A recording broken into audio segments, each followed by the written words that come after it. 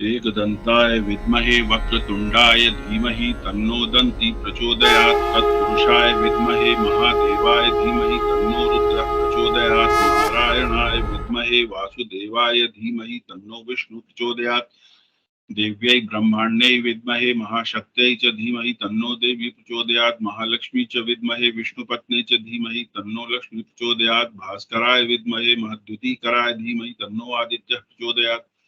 ओम जयंती मंगला काली भद्रकाली कपालिनी दुर्गा क्षमा शिवा धात्री स्वाहा स्वधा नमोस्तुते। ओम शरणागत दीनाथ परित्राण परायणे सर्वस्यार्थी हरे देवी नारायणी नमोस्तुते। वसुदेवसुतं देवं कंसचाणूरमर्दनं देवकी परमानंदं कृष्णं वंदे जगद्गुरुं।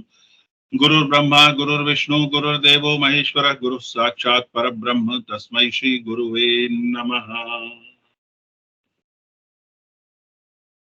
हम श्री रामचरितमानस के बाल कांड में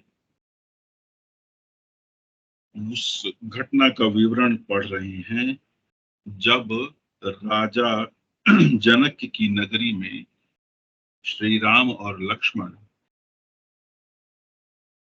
विश्वामित्र जी की आज्ञा से भ्रमण कर रहे हैं। तो वहां की जो स्त्रियां हैं वे आपस में बतिया रही हैं। दोनों भाइयों के शारीरिक सौष्ठव को देखकर, उनके सौंदर्य को देखकर। कहु सखी अस को तनुधारी, जो न मोह यह रूप निहारी। को सब प्रेम बोली मृदु बानी, जो मैं सुन सो सुनहु सयानी। ए दो रस ए दो दशरथ के ढोटा, बाल मराल निके कल जोटा। मुनि कौशिक मख के रखवारे, जिन रन अजिर निशाचर मारे। श्याम गात कल कंज बिलोचन, जो मारीच सुभुज मधुमोचन। कौसल्या सुत सो सुख खानी, नाम राम धनुषायक पानी। गौर किशोर बेशुबर काछे, कर सर चाप राम के पाछे। लक्ष्मण नाम राम लघु भ्राता, सुनु सखिता सुमित्रा माता। बेट काजु करि बंधु दो, मुनि बधु उधार। आए देखन चाप मख, सुनु हर्षि सब नार।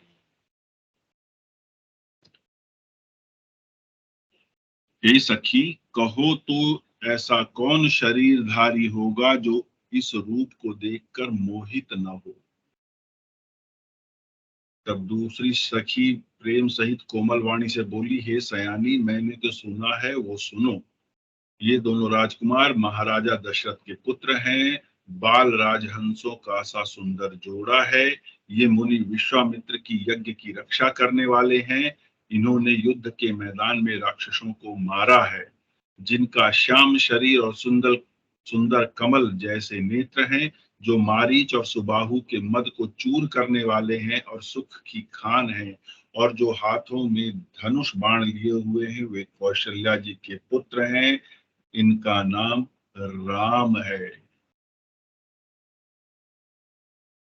जिनका रंग गोरा है, किशोर अवस्था है और सुंदर वेश बनाए अपने हाथ में धनुष और श्री राम जी के पीछे पीछे चल रहे हैं, वे इनके छोटे भाई हैं। उनका नाम लक्ष्मण है। हे सखी सुनो, उनकी माता सुमित्रा है।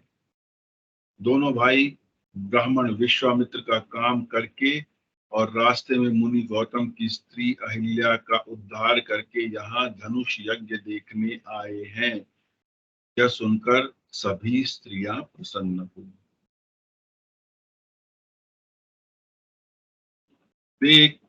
देखी छवि राम को एक कहई, जोगु जान की यह बरु अहई। जौ सखी इनहि देख नर नाहु, पन परिहरि खटी करहि विबाहु।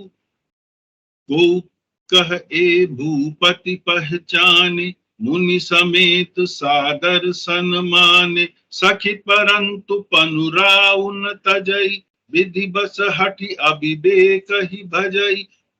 को कह जो भल अहै विधाता, सब कह सुनिय उचित फल दाता। तो जान की मिल ही बरुएहु, नाहिन आल यहाँ संदेहु। जो विधि बस अस बने संजोगु, तो कृत कृत्य होई सब लोग। सखी हमरे आरती अति ताते, कबहु या वही एही नाते।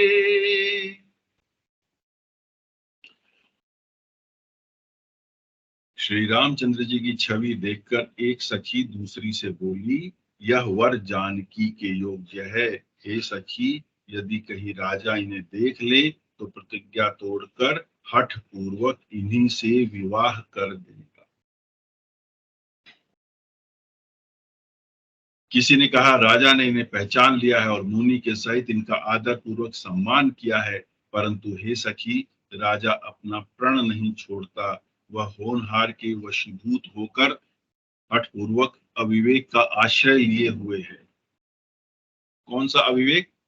कि राजा जनक ने धनुष पर प्रत्यंचा चढ़ाने का वो जो एक कौशल का जो एक आयोजन किया है कि जो कर लेगा, जो उस धनुष पर प्रत्यंचा चढ़ा लेगा, उससे सीता जी का विवाह होगा।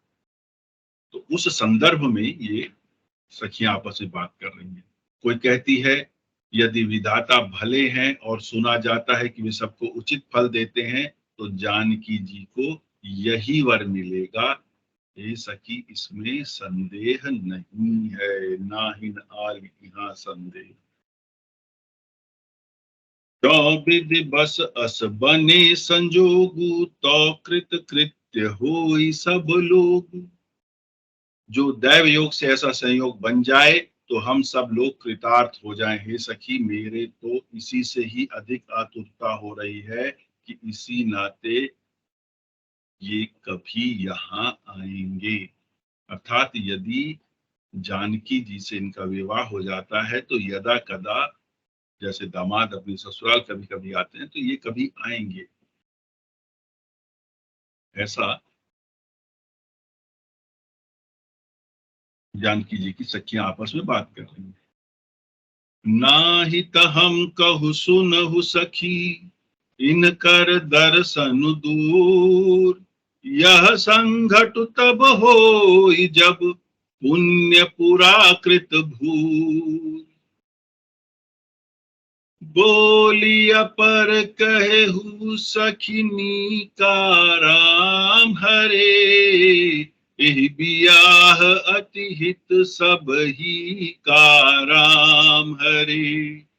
को कह शंकर चाप कठोरा राम हरे, ए श्यामल मृदु गात किशोरा राम हरे।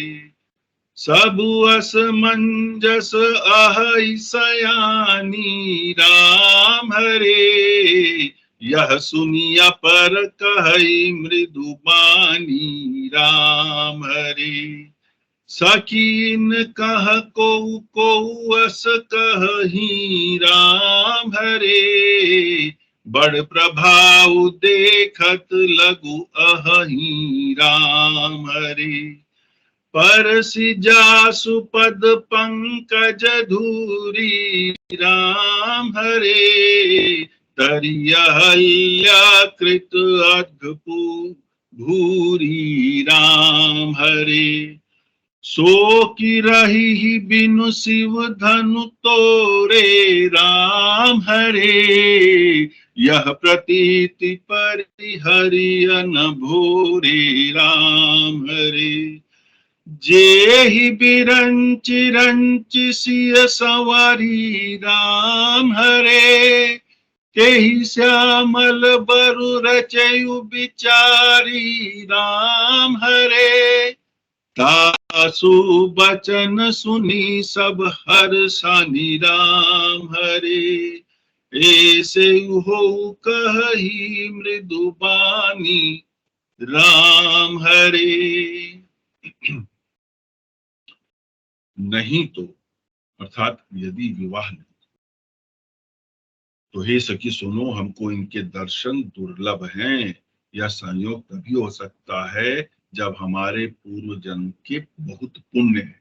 अब देखिए, यहाँ समझने का भाव है कि भगवान अपना दर्शन दें, भगवान की वास्तविकता किसी को पता लगे, यह बहुत दुर्लभ चीज है। और दुर्लभ तब है क्योंकि भगवान हर किसी को नजर नहीं आएंगे। मात्र भाव रूप में ही यदि कोई चाहे तो देख सकता है, अन्यथा भगवान सहायता करेंगे, साथ में रहेंगे, लेकिन नहीं दिखाई देंगे। जैसे श्री कृष्ण अर्जुन के साथ सदैव थे, मित्र रूप में थे, लेकिन गुरु रूप में भी थे, लेकिन अर्जुन को तब तक यह नहीं पता था कि वे प्रभु साथ में हैं, जब तक श्री कृष्ण ने दिव्य दृष्टि देकर अपना विराट स्वरूप दिखाया था। आदर वो आरंभ से ही कर रहे थे, लेकिन ये नहीं मालूम था कि ये स्वयं प्रभु है। तो इसी प्रकार यहाँ पर जो जानकी जी की सखियां हैं, वो भी यही कह रही हैं कि अगर जानकी जी से इनका विवाह हो जाएगा तो ये बार बार यहाँ आएंगे तो हमें देखने को मिल सकता है, लेकिन अगर विवाह नहीं हुआ तो यहाँ आएंगे ऐसा लगता नहीं है। और अगर आए तो वो तभी हो सकता है जब हमारे बहुत पुण्य कर्म पूर्व जन्मों के संचित हों।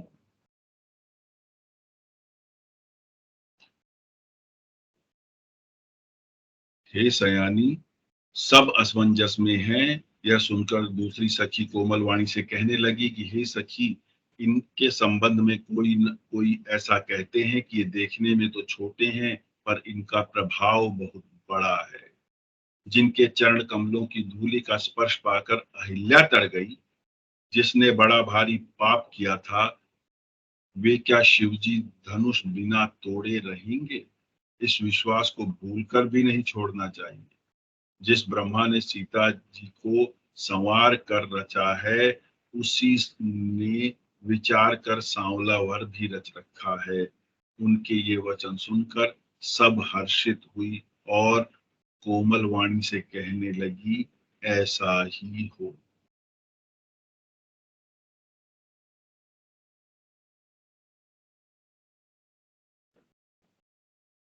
यहर सही बर सही सुमन, सुमुखी सुलोचनी बृंद, जाहि जहाँ जह बंधु दो, तह तह परमानंद।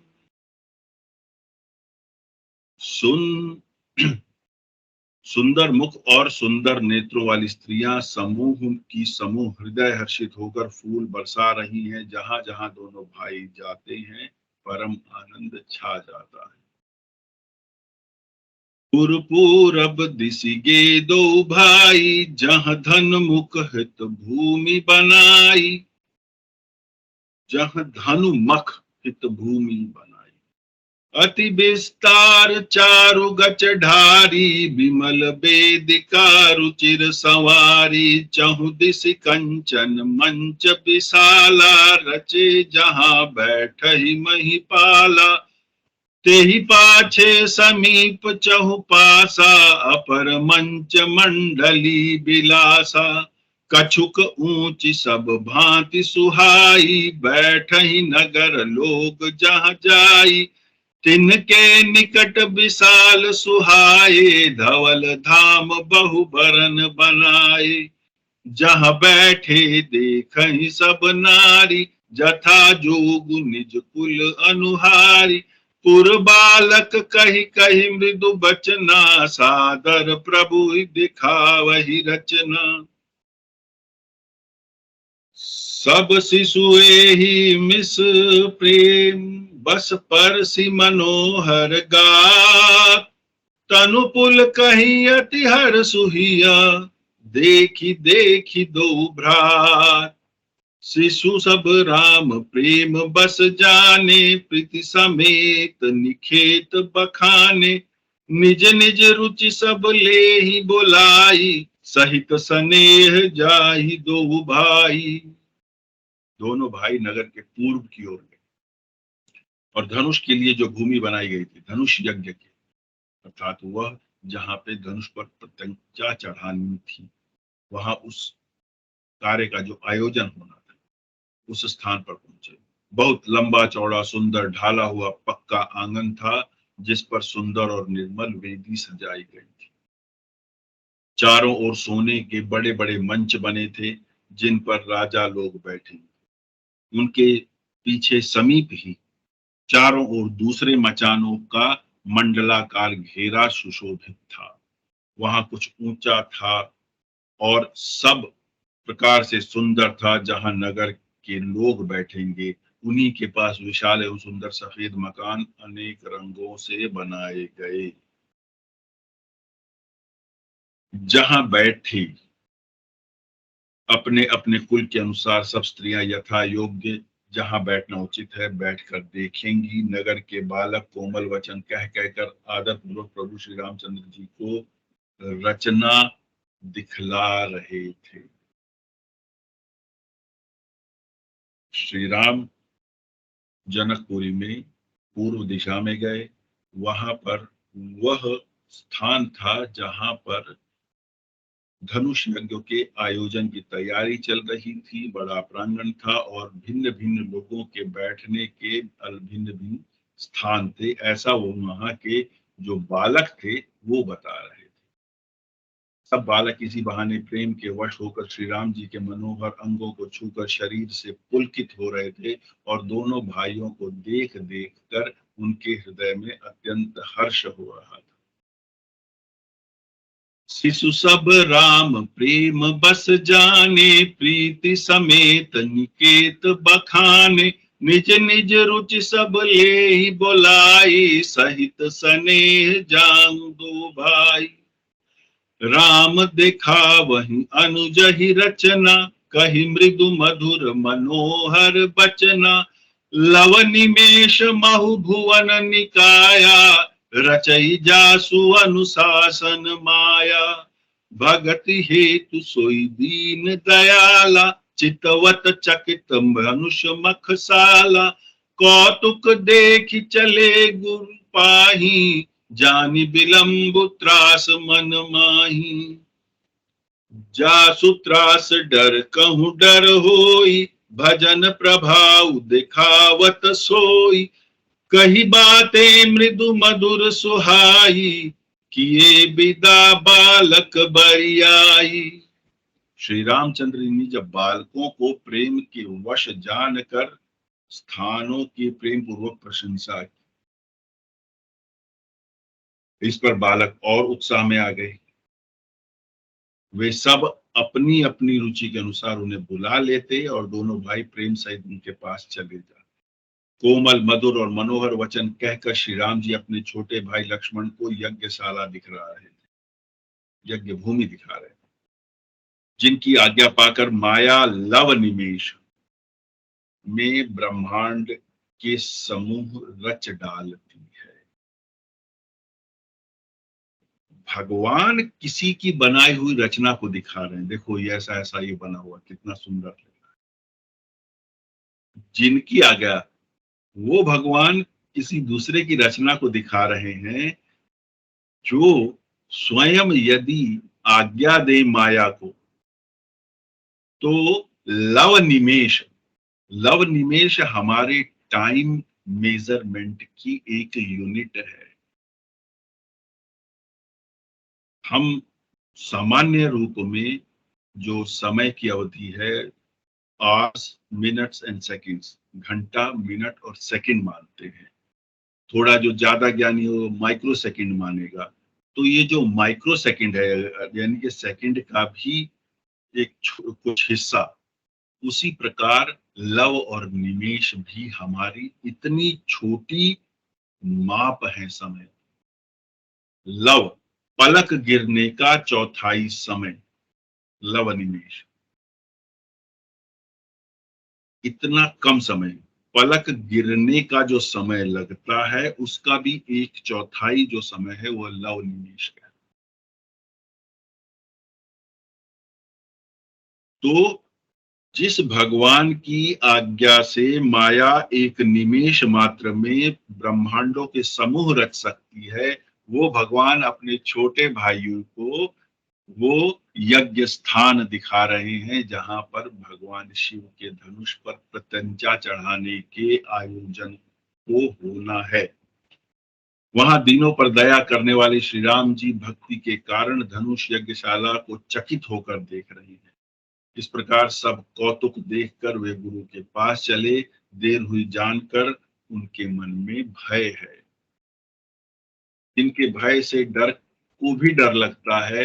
यह प्रभु भजन का प्रभाव है।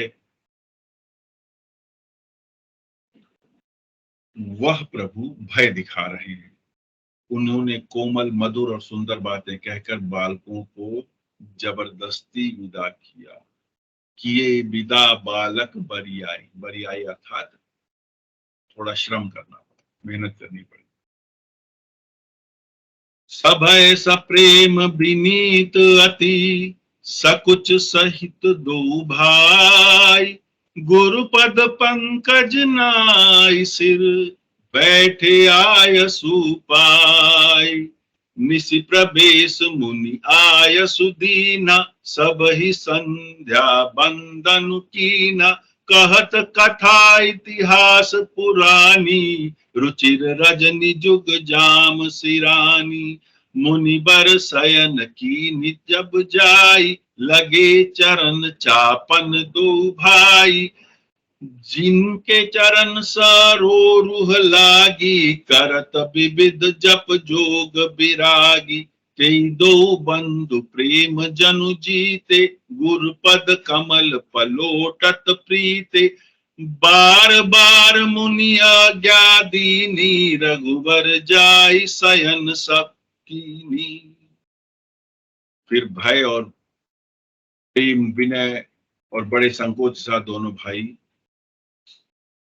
गुरु चरण में अपना सिर नवाते। रात्रि का प्रवेश होते ही संध्या के समय मुनि ने आज्ञा दी। तब सबने संध्या वंदन किया। फिर प्राचीन गाथाएं और इतिहास कहते कहते सुंदर रात्रि 2 प्रहर बीत गई। 4 प्रहर का दिन होता है, 4 प्रहर की रात, तो 2 प्रहर बीत गए अर्थात आधी रात बीत गई। वेद पुराण या प्राचीन कथाएं या इतिहास का की कथाएं सुनते सुनाते। अब यहाँ पे जो संध्या शब्द है, संध्या शब्द हम क्या समझते हैं?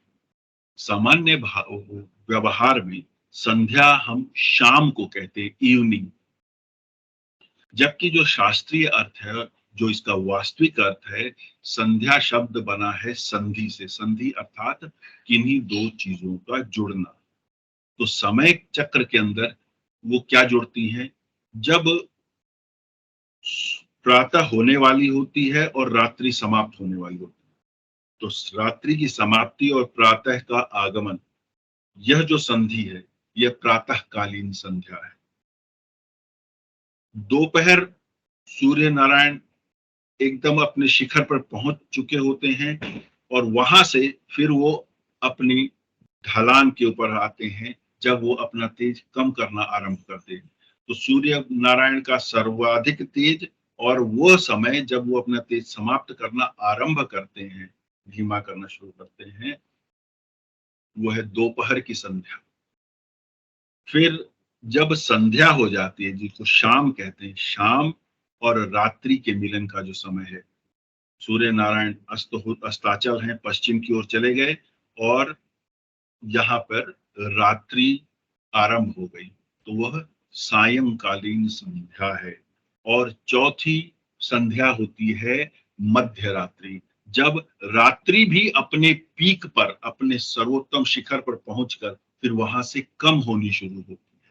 अर्थात रात्रि का जब दूसरा पहर समाप्त होता है और तीसरा आरंभ होता है, वह जो संध्या है वह रात्रिकालीन संध्या है। तो 4 संध्या है और ये चारों संध्याओं का पूजा पाठ में विशेष महत्व है, क्योंकि यह सूर्य नारायण के परिवर्तन का समय बताता है। उनकी तेज का जो प्रभाव है उसके परिवर्तन का समय बताता है। तो प्रातःकालीन संध्या में हम भगवान का नाम लेते हैं, दोपहर को भी नाम लेते हैं।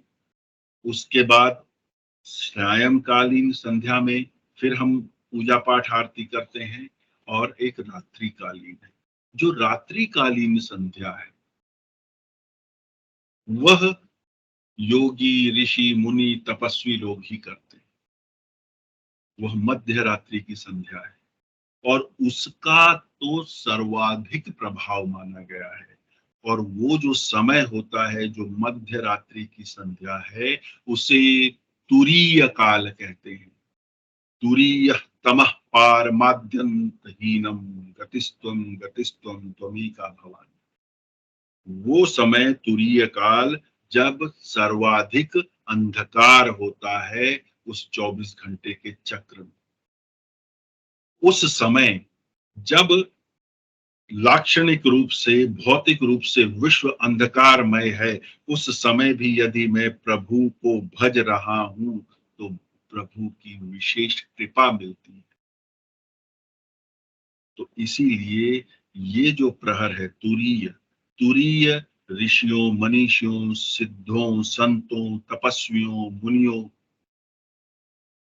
वो लोग जो विशेष अनुष्ठान कर रहे हैं उनके लिए एक विशेष महत्व रखता है। तो ये 4 संध्याएं हमें याद रखनी चाहिए। तो आगे कि गुरु जी ये संध्या हो गई, उसके बाद इतिहास की बातें हो रही हैं, मध्य रात्रि हो गई, ये दोनों भाई, अब उसके बाद मुनि महाराज कहते हैं कि अब हम जा रहे हैं सोने। तो जब ये सोने लग जा रहे हैं तो दोनों भाई उनके पांव दबाने लगे। अब ये समझिए कि विश्वामित्र जी ने ऐसा क्या शुभ कर्म किया होगा कि नारायण स्वयं उनके पांव दबा रहे हैं। किसी को स्पर्श कर ले रहे हैं भगवान, किसी को मार दे रहे हैं तो वो भी मुक्ति के लिए, कोई देख रहा है तो वो अपने आप को भाग्यशाली समझ रहा है। लेकिन वह व्यक्ति जिसके पांव स्वयं श्री राम दबा रहे हो, उसका चरित्र कितना उत्तुंग रहा होगा, कितना ऊंचा रहा होगा, कितना उन्होंने पुण्य कमाया होगा कि भगवान सेवा कर रहे हैं। कल्पना नहीं है। और ये भगवान सेवा कर रहे हैं, ये केवल वैदिक संस्कृति में मिले यह विचार, क्योंकि हमारी संस्कृति में भगवान भय का विषय नहीं है, प्रेम का विषय है, डर का विषय नहीं है। पता नहीं कहां से ये डायलॉग आ गए, फिल्मों से आए, लोगों के अधकचरे ज्ञान की वजह से आए, भगवान से डरो नहीं, नियम से डरो। भगवान डरने की चीज नहीं। अरे मेरे माता पिता हैं, उनसे मुझे भय क्यों होना चाहिए। इसी प्रकार जो सृष्टि के रचयिता हैं, भगवान हैं, वो प्रेम का विषय है। और भगवान, यही भगवान की लीला है। लीला क्या है? ये भगवान आकर सामान्य मानव को जीवन जीने के मार्ग बता रहे हैं। तो गुरुजनों का सम्मान मतलब सिर्फ मुंह से नहीं करना है, सम्मान दिखना चाहिए। और कब कैसे दिखता है? कि जब मुनि कहते हैं कि मैं शयन करने जा रहा हूं, तो दोनों भाई उनकी शैया के पास आकर उनके पांव दबा रहे हैं। और उसके बाद जब मुनि आज्ञा देते हैं कि ठीक है बस अब जाओ, तुम भी सो जाओ, तब वो सोने जाते। तो ये तो भगवान का चरित्र तो एक और है, लेकिन विश्वामित्र जी की योग्यता देखिए, उनका कितना बड़ा तप होगा कि उन्होंने वो चीज कमाई कि भगवान उनको शयन करा रहे हैं उनके पांव दबा। जापत चरण लखनु उर लाए, सभय सप्रेम परम सचु पाए। श्री राम जी के चरणों को हृदय से लगाकर भय और प्रेम सहित परम सुख का अनुभव करते हुए लक्ष्मण जी अब उनको दबा रहे हैं। अब जब श्री राम जी सोने गए हैं तो लक्ष्मण जी उनके पांव दबा रहे हैं। प्रभु श्री रामचंद्र जी ने बार बार कहा, हे तात अब सो जाओ। तब से उनके चरण कमलों के हृदय में चरण कमलों को अपने हृदय पर लगाकर लेट गया, अर्थात जहां पर प्रभु श्री राम के पांव थे, लक्ष्मण जी उन पांवों को ही अपने सीने से लगाकर वहीं लेट गए। अब यहाँ पर ये जो है, क्या आपको कुछ मिलेगा?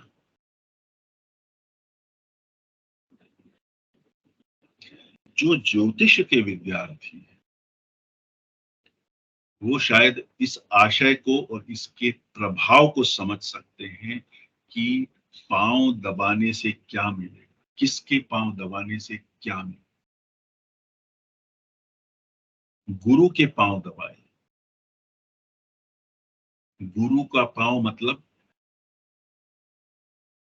काल पुरुष कुंडली का अष्टम भाव। काल पुरुष कुंडली का जब अष्टम भाव,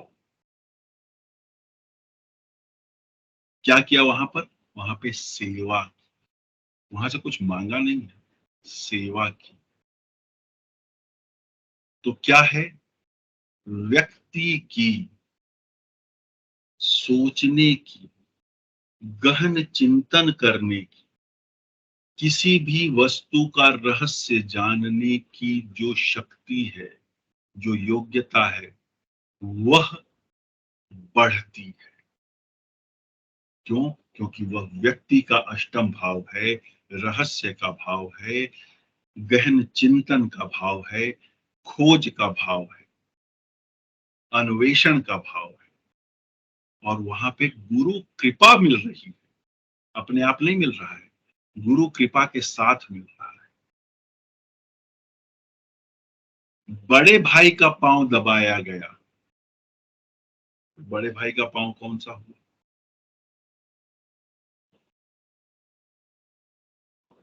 यदि राम जी के पांव देखा जाए तो राम जी के कुंडली का 12वां पांव, उनको लक्ष्मण जी दबा रहे हैं। लक्ष्मण उनके छोटे भाई, तीसरा भाव।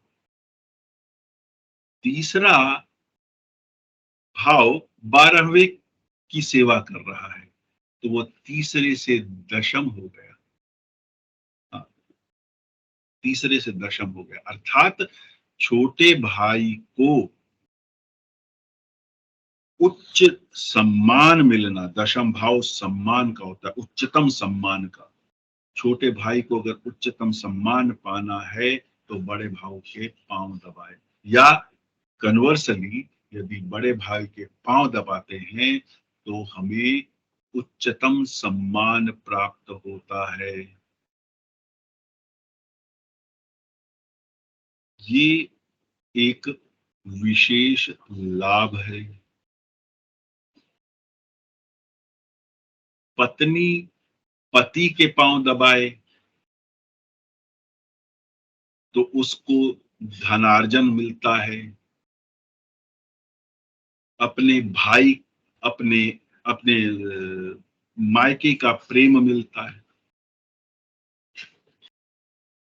तो ये जो चीजें हैं हमारी, जैसे मैं कहता हूं कि हमारी जो संस्कृति है ये होलिस्टिक है, सबको, सब चीजों को साथ में लेके चलती है। तो हमारा कोई भी ज्ञान और हमारे जीवन शैली का कोई भी अंग एक दूसरे से अलग नहीं। तो आज यहीं पर विराम लेते हैं। मेरे उच्चारण में, पठन पाठन में, मेरी व्याख्या में जो भी त्रुटि है वह मेरी है, और उसके लिए महादेव मुझे क्षमा करें। और जो भी मैंने वेद सम्मत, शास्त्र सम्मत, संस्कृति सम्मत, शिव सम्मत कहा है, जो मैं बता पाया हूँ वह सब उनका है, उनको अर्पण।